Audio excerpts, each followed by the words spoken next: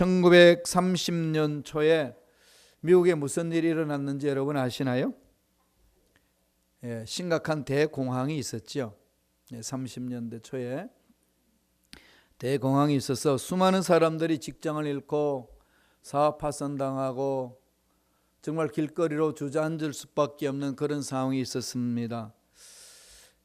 그런 중에 어느 날 클레어 린스라는 목사님이 공장이 밀집된 지역에 흑인들이 모여있는 교회 공동체에 부르심을 받아서 말씀을 전해주러 갔습니다. 거기 모이는 사람들 다 극빈자들이었습니다.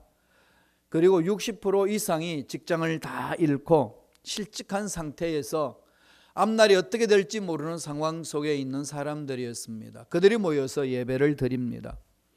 그런데 그 클레어 린스 목사님이 가서 이제 함께 예배를 드릴 때 찬양을 하는데 그 모든 어려운 상황 속에 있는 흑인 성도들이 부르는 찬송의 힘은 이루 말할 수 없었습니다. 힘이 넘쳐났어요. 희망으로 넘쳐났고 모두가 인상이 굳은 것이 아니라 얼굴이 환합니다. 얼굴이 환한데 워낙 이렇게 검으니까 그게 환한 게 그냥 이빨만 이렇게 환하게 보이는 그런 상황이었어요. 그런데 그들이 감격이 얼마나 있는지 모릅니다. 절망의 빛을 찾아볼 수 없는 그런 흑인들의 예배드리는 모습이었어요. 그래서 클레어 린스 목사님이 그 모습을 지켜보고 이렇게 이제 강단 올라와서 설교를 하는데 흑인들은 예배드릴 때 어떤 모습인지 아시나요? 말씀이 선포되면은 가만히 있지 않습니다. 목사님 옳습니다. 맞습니다. 이러면서 그냥 아멘 그러고 그냥 목사님 말을 못하도록 합니다. 이러면서 그냥 왁적지껄하게 이제 예배를 이제 드리는데 너무 목사님이 감격이 되어가지고 말씀을 하시다 말고 이런 말씀을 했습니다. 여러분 지금 대공황입니다. 희망이 보이지 않습니다. 실업자는 증가되고 여러분들 실직한 자들이 들어보니까 60%가 넘는다는데 도대체 여러분 무엇이 즐거워서 그렇게 찬양하고 감격해가지고 외칩니까? 그랬더니 한 성도가 일어나가지고 이야기를 합니다. 목사님 우리는 지금 예수님을 노래하고 있습니다. 예수 그리스도가 우리와 함께 계신다는 사실이 최고의 희망 아니겠습니까? 오히려 목사님 은혜를 받습니다. 신앙은 고난을 희망으로 바꾸는 힘이 있습니다. 아무리 세상이 어렵고 힘들어도 하나님을 만난 자들의 고백은 희망입니다. 절망에서 희망을 발견한다는 겁니다. 오늘 읽었던 본문의 말씀 속에 절망 가운데 빠졌던 한 사람을 보여주면서 그 사람이 절망 가운데서 외치는 얘기를 오늘 우리에게 들려주고 있습니다. 시편 57편 다윗 왕이 기록한 말씀입니다. 자기 장인어른 사울이 초대 왕 아닙니까? 그런데 다윗을 시기해가지고 쫓아다니면서 다윗을 잡아 죽이려고 그럽니다. 이 여자의 이 한이 맺히면은 이 무섭지 않습니까? 그 남자가 한이 맺히면요, 시기심이 있으면요, 이 끝을 모릅니다. 이 사울이 그렇게 보여주고 있어요. 다윗을 끝까지 추적해가지고 잡아 죽이려고 그럽니다. 군사들을 다 풀어서 잡아오라는 겁니다. 그래서 나중에 다윗은 자기가 무찔렀던 그 블레셋의 그 골리앗을 죽였던 블레셋 나라로 망명 갑니다. 숨어 들어가요. 가가지고 어떻게 합니까? 미친 채 하면서 자기 신변을 보호합니다. 그런 수모를 당하면서 하나님 때를 기다리는 거예요. 그런 중에 오늘 말씀은 아둘람이라는 굴에 피신해가지고 지은 시입니다. 이 절망 같은 상황 속에 시편 57편을 보면은요, 하나님의 위대하심을 찬양하고 있습니다. 그래서 학자들은 다윗의 역동적인 감사의 찬양시다. 어떤 시보다도 더 역동적인 그런 힘이 묻어나오는 시라고 해석을 합니다. 고난 가운데서도 절망 가운데서도 하나님의 위대하심을 높이고 찬양했다는 겁니다. 이 당시 다윗이 어떤 상황이라고요? 인생의 절망 가운데 있었던 상황입니다. 인생 중에 가장 어두운 밤에 있었던 상황입니다. 그런 상황 속에서 지어진 시입니다. 이 시편 57편을 제대로 이해하시려면요, 언제 이것이 기록되었고 어떤 상황에 기록됐는지를 아셔야만이 이 시편 57편을 제대로 이해할 수가 있습니다. 동굴 속에 숨어 있습니다. 희망이 안 보입니다. 나가면은 잡혀서 어떻게 될는지 모르는 그런 상황에 있습니다. 다윗이 숨어서 일평생 동안에 숨어 지냈던 동굴 2개가 있지 않습니까? 언제나 이 사울을 피해서 숨었던 동굴입니다. 엔딕의 동굴이 있었고 아둘람 동굴이 숨었습니다. 이 아둘람 동굴에서는 다윗만 있는 것이 아니라 똑같이 실직자가 되어가지고 세상으로부터 버림을 받은 사람들이 몰려들어서 있었던 그 동굴입니다.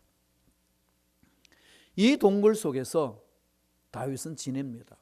희망이 보이지 않는 상황 속에, 어떻게 앞날을 어떻게 예측할 수 없는 상황 속에 또 모여든 사람들이 다 자기가 똑같은 신세에 있는 사람들이, 형편없는 사람들이 몰려들어 가지고 그 아둘람 동굴 속에 처해 있습니다.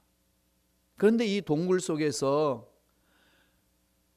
다윗과 함께 했던 사람들이 하나님의 훈련을 받습니다.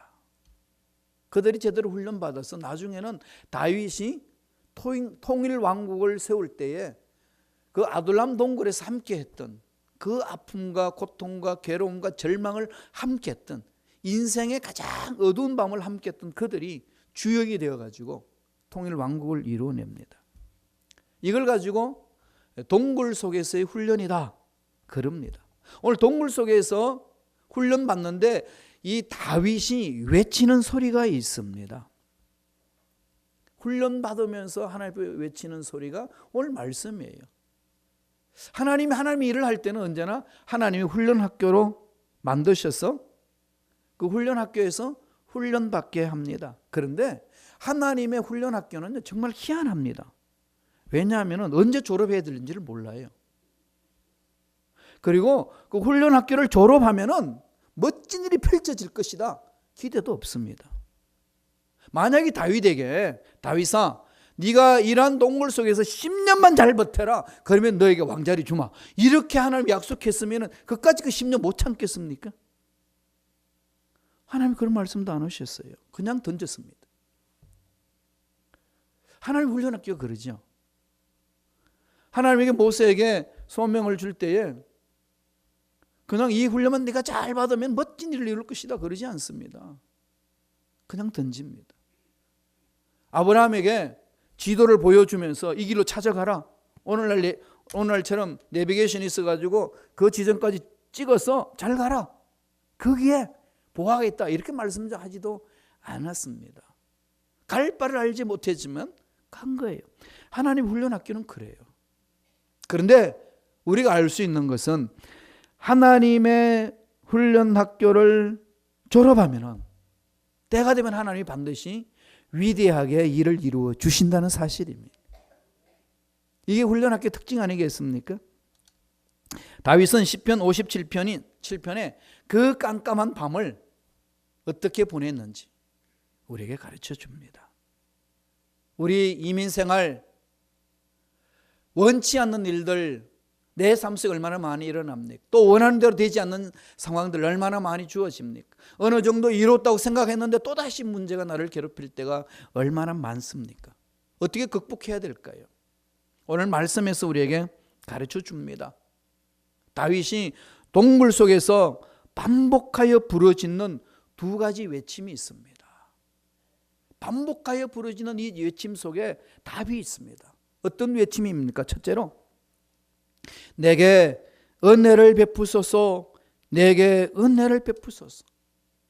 동굴 속에서 다윗이 이 은혜를 베풀어 달라고 부르짖습니다. 절망 상황 속에서 무릎을 꿇고 포기해버리는 다윗이 아니라 몸부림치는 거죠. 하나님의 능력을 사모하시면서 주여 내게 은혜를 베풀어 달라고 반복하여서 외칩니다. 그 말씀을 한 번 더 읽어볼까요? 시편 57편 1절에 있습니다. 다 같이 읽습니다. 하나님이여 내게 은혜를 베푸소서, 내게 은혜를 베푸소서. 내 영혼이 주께로 피하되 주의 날개 그늘 아래서 이 재앙들이 지나가기까지 피하리다. 지나기까지 피하리겠다. 다윗의 이 외침의 특징이 있죠. 이 외침이 뭘까요? 부르짖음이잖아요. 기도입니다. 간절한 기도입니다. 다윗이 절망 가운데서 기도하는 내용은 어떻습니까? 짧죠. 아주 간략합니다. 무엇을 부르짖습니까? 은혜를 달라고. 다른 얘기하지 않습니다. 은혜를 주옵소서. 위기 속에 있는 기도는 짧습니다. 그러니까 여러분 기도하지 못합니다. 나는 기도할 줄을 몰라요. 이런 말씀하지 마세요. 여러분 물속에 잠기면은 무슨 말부터 합니까? 우주 만물을 창조하신 하나님을 엮어 나가십니까? 이런 말 저런 말 생각나는 게 뭐 어디 있어요? 뭐부터 외치죠? 사람 살려, 사람 살려. 그러잖아요. 하나님 살려주소서 이러면 되는 거죠. 그게 기도입니다. 절망 가운데 빠졌을 때요, 그냥 우리들이 기도가 뭘 강하게 길게 나열되겠습니까? 외마디 한마디입니다. 살려달라고, 은혜를 달라고. 하나님 제발 이 상황 속에서 극복할 수 있도록 은혜를 허락하여 주옵소서. 간단하게 간절하게 매달리는 거죠. 어떤 상황이 던져진다 할지라도 전능하심을 하나님을 신뢰하시고 그냥 외마디로 외치세요. 하나님은 들으십니다. 짧지만은 또 특징이 있죠. 반복하죠. 반복합니다. 중언부언하지 않습니다. 분명합니다. 주여 내게 은혜를 베푸소서, 주여 내게 은혜를 베푸소서. 분명하게 강렬하게 자기가 하나님 앞에 구하는 것을 외치고 있지 않습니까? 그러면서 뭐라고 그러나요? 주의 날개 아래 피하겠습니다. 하나님 안에 내 인생의 문제를 해결하시는 분입니다. 지금 사울이 날 잡아들이기 위하여 수많은 군사를 풀어가지고 쫓아오고 있는 이 상황 속에 하나님, 살아계신 하나님, 내 인생의 이 문제 하나님 풀어주실 줄로 믿습니다. 부르짖는 거죠. 2절에 뭐라고 그러나요? 읽어볼까요? 시편 57편 2절에 지금 다윗은 이렇게 이야기합니다. 다 같이 읽겠습니다. 내가 지존하신 하나님께 부르짖으며 나를 위하여 모든 것을 이루시는 하나님께로다.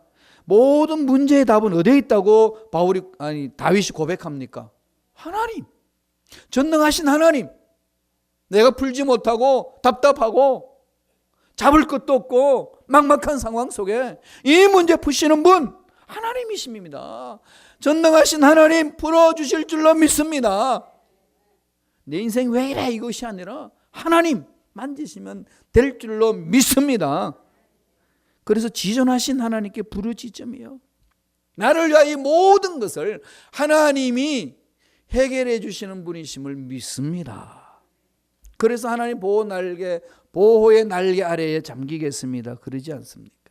그렇게 고백하고요, 확신을 가집니다. 3절 보세요. 시편 57편 3절에 보면은 그가 하늘에서 보내사 나를 삼키는 자의 비방에서 나를 구원하실지라 하나님이 그의 인자와 진리를 보내시리라. 확신을 외치는 거죠. 은혜를 베푸소서, 은혜를 베푸소서. 부르짖음이죠. 절망 속에서 주저앉는 자가 아니고 내가 할 수 없다고 낙심하고 있는 것이 아니라 나는 왜 가진 것도 없고 배운 것도 없고 연줄도 없고 잘나지도 못하고 높은 자리에 올라가지도 못하고 내 모양 내 모습은 왜 꼴이야라고 한탄하며 주저앉는 다윗이 아니라 하나님의 능력이 내게 임하면 이 모든 문제 해결될 줄로 믿습니다. 은혜를 주옵소서. 부르짖고 있습니다. 부르짖고 나서 뭘 고백합니까? 나를 구원하실 줄로 믿습니다. 이 확신을 갖는 거죠. 사업, 직장, 자녀, 앞날, 교회 공동체 모든 문제 하나님, 답인 줄로 믿습니다. 아무리 힘든 일이 있단다 할지라도, 내 이성으로 도저히 이해할 수 없는 일들이 일어난다 할지라도 전능하신 하나님은 살아계시기 때문에 하나님이 만져주시면 이 문제는 풀어질 줄로 믿습니다. 그 고백이지 않습니까? 지금 우리 살고 있는 미국 땅 다 힘들다고 그러십니다. 정말로 보니까 힘드셔요. 이런 힘들고 어려운 상황 속에 전능하신 하나님을 믿는 우리들이 어떻게 이 힘든 부분을 바라보고 살아야 될까요?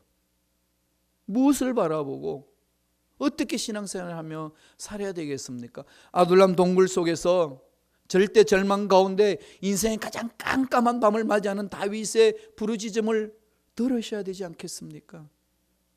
하나님 원하시는 것은 다윗처럼 외치라는 겁니다. 부르짖으라는 겁니다.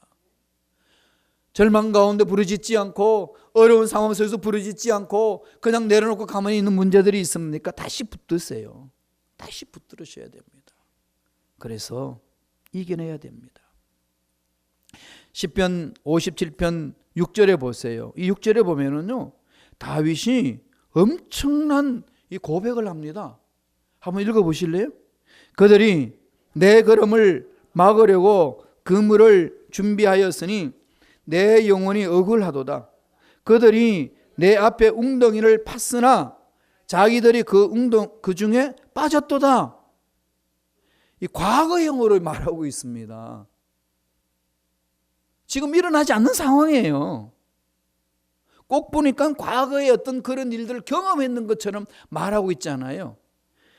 이 6절에는요, 과거에 일어났던 사실을 회상하는 게 아니라 앞으로 일어날 일들에 대해서 고백하는 겁니다. 앞으로 일어날 일들에 대해서 고백하는데 왜 다윗은 과거형을 써가지고 이렇게 고백할까요? 다윗은 과거와 현재 미래 시제를 몰라서 이러고 있을까요? 하나님을 신뢰하는 다윗이 과거형으로 이야기를 합니다. 그들이 내 앞에 웅덩이를 팠으나 자기들이 그 중에 빠졌도다. 뭐죠? 하나님이 이렇게 해주실 것을 확신합니다. 하나님은 이루시는 분입니다. 그 고백이죠. 히브리에는요, 히브리 표현 방법은 예언적 과거라는 말이 있습니다. 예언적 과거. 그런 표현 방법이 있습니다. 너무나도 미래에 일어날 것들이 확실하다고 생각할 때는 믿음의 고백을 과거적으로 표현하는 겁니다. 그는 주님도 그 말씀하셨죠. 믿고 구한 것은 받은 줄로 믿어라. 안 받았어요. 근데 어떻게 하라는 거죠? 받은 줄로 믿어라. 건강하지 않아요. 그런데 기도하고 나서 어떻게 하라고요? 건강하다. 그리 믿고 살라는 겁니다.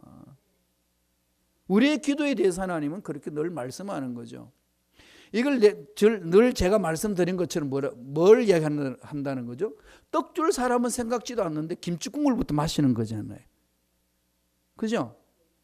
될 줄로 믿습니다. 떡 줄 줄로 믿습니다. 떡은 무슨 떡, 김치국물 마시고 있는데. 그렇게 될 줄로 믿습니다라고 열심히 김치국물 마시면 하나님 뭐라고 그러신다고요? 야, 짜다. 떡 먹어. 그렇게 떡을 주신다고 그러지 않나요? 하나님의 역사는 그렇게 일어납니다. 다윗이 그걸 고백하고 있는 거예요. 지금 흑암의 세력들이 작당을 해가지고 사울과 함께 자기를 잡으러 오고 자기를 웅덩이에 빠뜨리려고 웅덩이를 파놨는데 하나님께서 오히려 그들 그 웅덩이 속에 다 집어넣어버리고 나를 건지실 줄로 믿습니다. 나는 그렇게 됩니다. 그 고백이에요. 인생의 밤, 절망적인 밤 찾아올 때에 이 다윗이 고백한 것처럼 고백할 줄 아는 믿음의 일꾼들 되시길 축원합니다. 그렇게 사는 거예요. 그러니까 해야 될 일이 뭐겠습니까? 전능하심을 믿고 부르짖는 거죠. 예레미야 선지자도 이스라엘 백성들에게 절망 가운데 빠져있는 백성들에게 절망이다, 환경이 어렵다, 힘들다, 나는 못한다 이렇게 주저앉지 말고 뭐라고 이야기했습니까? 보실래요? 예레미야 33장 3절 말씀 너무 잘 아는 말씀이죠. 다 같이 읽습니다. 너는 내게 부르짖으라. 내가 내게 응답하겠고 내가 알지 못하는 크고 은밀한 일을 내게 보이리라. 알지 못하는, 네가 알지 못하는, 상상도 못하는 크고 은밀한 일을 내게 보이리라. 하나님 그렇게 우리의 믿음을 통하여서 역사하시는 분이십니다. 그러면 저와 여러분들은 어떤 일을 해야 될까요? 부르짖어야 돼요. 모여서 부르짖어야 됩니다. 일꾼 여러분, 사랑하는 성도 여러분, 모여서 부르짖기 힘드시죠? 그렇잖아요. 그래도 모여야 됩니다. 장작더미는 모여야 활활 불이 타오릅니다. 활활 불을 타오르는 장작더미 하나씩 빼보세요. 어떤 일이 일어나죠? 그렇게 뜨겁던 장작더미가 싸늘하게 식습니다. 어떻게 하든지 마귀는 그 활활 타오르는 불을 끄트리려고 그럽니다. 이런 문제 저런 문제, 이런 핑계 저런 핑계로 부르짖지 못하도록 만든다는 겁니다. 우리는 모여서 부르짖을 때에, 모여서 부르짖는 그 모임 속에 하나님이 예비하신 놀라운 능력이 임합니다. 그 불을 맛보는 거예요. 그게 기적이 있습니다. 다윗은 아둘람 동굴 속에서 절망 가운데서 상황을 바라보고 주저앉는 자가 아니라 부르짖었습니다. 내게 은혜를 주소서. 내게 은혜를 주소서. 하나님 함께 하시면 반드시 될 줄로 믿습니다. 그 외침이잖아요. 또 하나 외침이 있습니다. 또 반복해서 외침이 있습니다. 두 번째입니다. 내 마음이 확정되었고 내 마음이 확정되어 사오니. 반복해서 하는 거죠. 내게 은혜를 베푸소서, 은혜를 베푸소서. 부르짖었던 그 다윗이 이제는 다른 차원에서 부르짖습니다. 내 마음이 확정되었고 내 마음이 확정되어 사오니. 말씀을 볼까요? 시편 57편 7절입니다. 다 같이 한 목소리 천천히 읽겠습니다. 하나님이여 내 마음이 확정되었고 내 마음이 확정되어 사오니 내가 노래하고 내가 찬송하려. 완전히 분위기가 반전되죠. 시편 읽었던 우리 본문 말씀 57편 1절에서 6절까지는 억울했고 대적들의 위협이 있고 비방이 있었던 것, 엄청난 한탄과 탄식이 나옵니다. 하소연을 합니다. 도움을 구하는 그런 위치에 있는 그 시적인 말씀입니다. 그러나 7절 이후에 보면은 대반전입니다. 다윗이 뭘 하죠?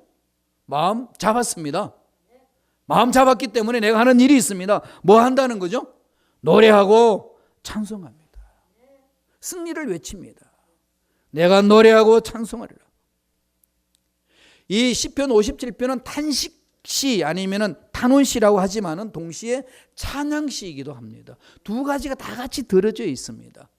하나님이여 내 마음이 확정되었고 내 마음이 확정되어 사오니 내가 노래하고 찬송하리오다. 절망 같은 상황, 인생의 가장 깜깜한 밤을 보내는 다윗이 어떻게 노래하고 찬송한다고 고백할 수가 있었나요? 비결이 뭘까요? 확정된 마음.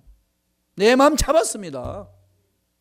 하나님이 인생 문제 해결해 주실 줄로 믿습니다. 마음을 딱 붙드는 것 아니겠습니까? 의지 결단하는 것이요. 그랬더니 환경이 어떻게 됐든 문제가 어떤 상황이 있든 내 앞에 어떤 길이 놓여 있든 중요하지 않습니다. 전 하나님을 찬양합니다. 하나님의 위대하심을 찬양합니다. 문제가 해결돼서 찬양하고 문제가 없어서 찬양하고 좋은 상황이 있어서 찬양하는 다윗의 모습이 아니라 지금 아둘람 동굴 속에서 절대 절망 같은 인생의 가장 깜깜한 밤을 보내는 그 상황 속에 다윗은 의지적으로 확정합니다. 하나님 내 마음 잡았습니다. 이건 뭘까요? 마음의 의지적인 결단 아니겠습니까? 여기 하나님이 뭐라고 답하실까요? 내 믿음대로 될지어다. 여기에 기적이 있습니다. 이렇게 확정했던 다윗이 이후에 어떤 삶을 이룹니까? 아둘람이 훈련받던 그들을 통하여서 그들과 함께 조직을 하고 그들과 함께 하나님의 말씀에 순종하면서 통일 왕국을 이루어갔습니다. 위대한 왕으로 이스라엘을 통치한 왕이 되었지 않습니까? 하나님은 살아계십니다. 힘들고 어려운 상황 속에서 저와 여러분들이 해야 될 일, 하나님의 전능하심을 믿는다면, 하나님의 백성이라고 확신한다면 우리들이 고백해야 될 것이 무엇이겠습니까? 다윗처럼 하나님, 마음을 확정했습니다. 이 상황 속에 마음을 확정했습니다. 붙들어 주옵소서 외치는 거죠. 의지적인 결단입니다. 사람에게는요, 인격적인 요소가 있는데 그 인격적인 요소는 세 가지로 말하잖아요. 인격적인 세 가지 요소가 뭐죠?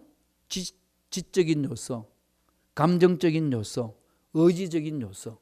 지정의가 균형 잡힌 사람을 인격적인 사람이다, 그렇게 말합니다. 신앙생활에서도 이 세 가지 요소가 균형을 이루어야 됩니다.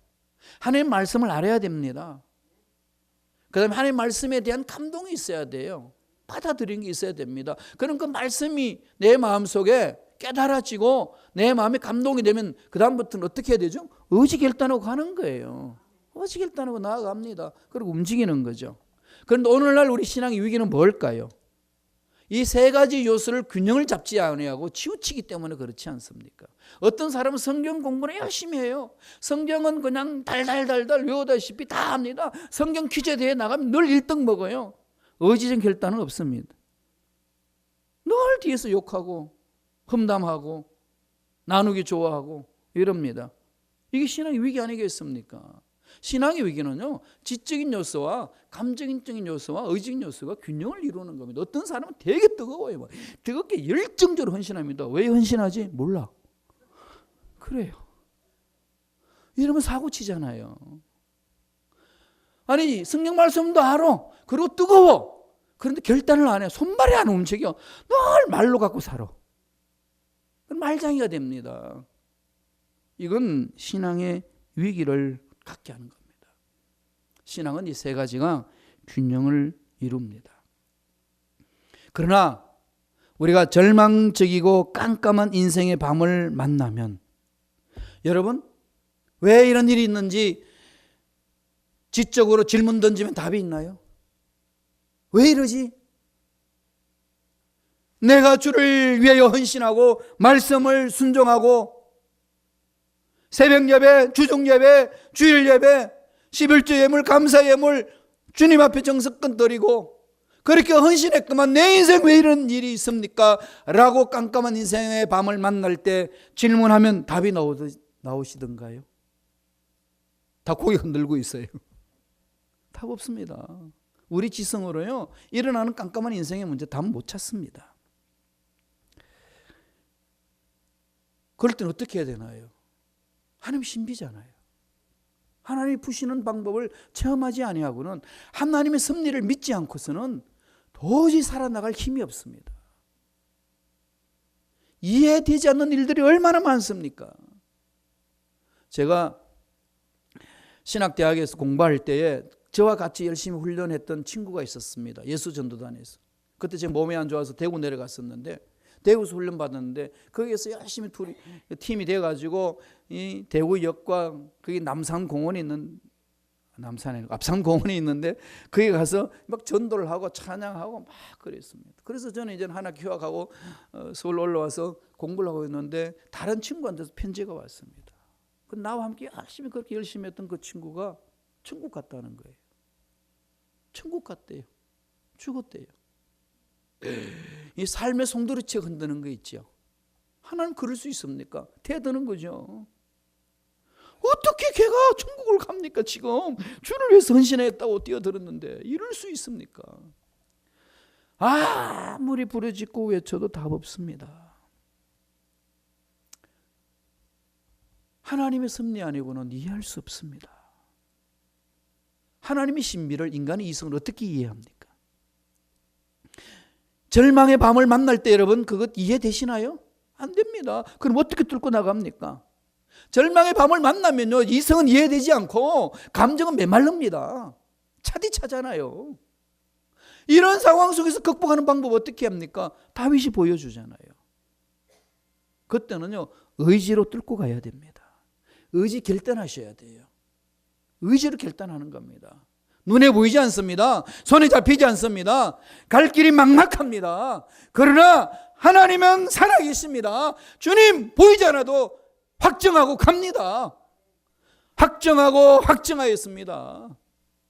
확정하고 확정하면 우리 입에서 나오는 게 뭘까요? 하나님을 찬양하는 거잖아요.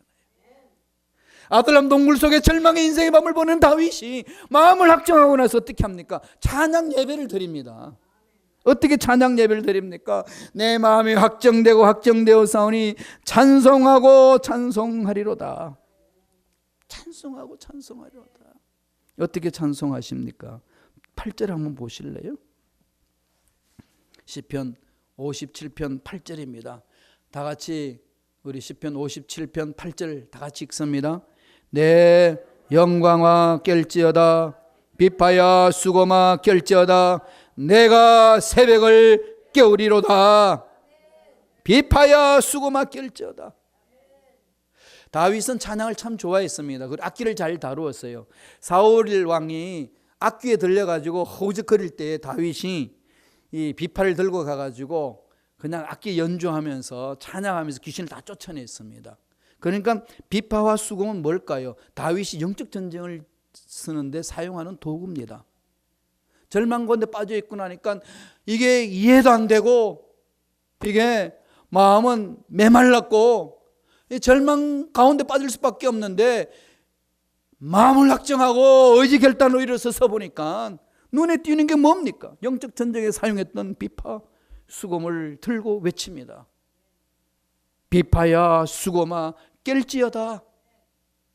절망 가운데 있을 때 저 여러분 어떻게 해야 됩니까? 나의 사업장은 깰지어다. 나의 직장은 깰지어다. 나의 가정은 깰지어다.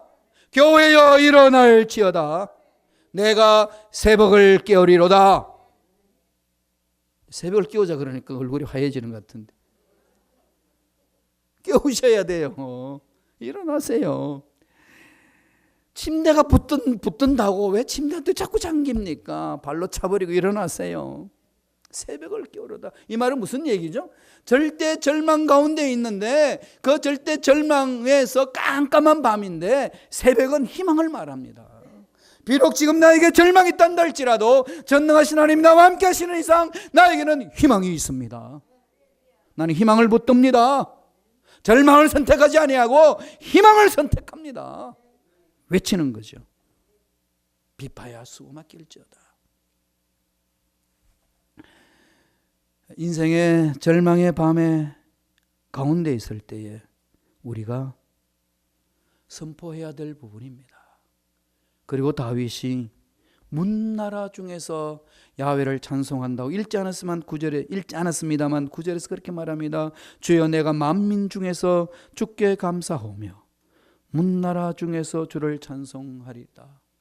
인생의 깜깜한 밤 가운데 있는 다윗이 고백하는 고백입니다. 인생의 절망 가운데 처해 있는 다윗이 외치는 찬양입니다.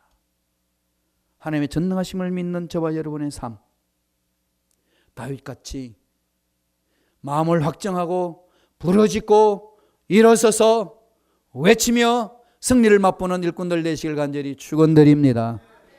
기도하겠습니다.